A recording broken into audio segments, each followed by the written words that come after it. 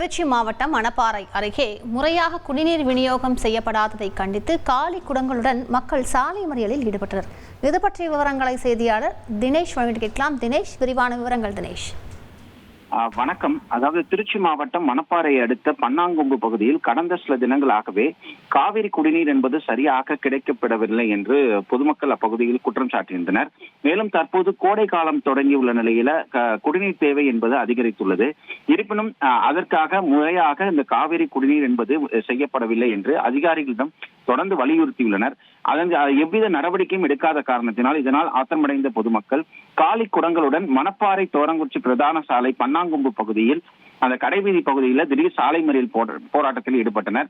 இதன் காரணமாக அப்பகுதியில் கடும் போக்குவரத்து நெரிசல் ஏற்பட்டது. உடனடியாக புத்தானத்தம் போலீசார் சம்பவ இடத்திற்கு அந்த போராட்ட களத்திற்கு வருகை தந்து அந்த போராட்டத்தில் ஈடுபட்ட பொதுமக்களிடம் பேச்சுவார்த்தை நடத்தி உடனடியாக தீர்வு ஏற்படுத்தப்படும் என அதிகாரிகள் தெரிவித்ததை அடுத்து போராட்டத்தை பொதுமக்கள் கைவிட்டனர்.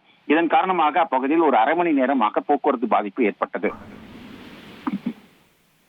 விரிவான விவரங்களுக்கு நன்றி தினேஷ். செய்திகளை உடனுக்குடன் தெரிந்து கொள்ள உடனே சப்ஸ்கிரைப் பண்ணுங்க.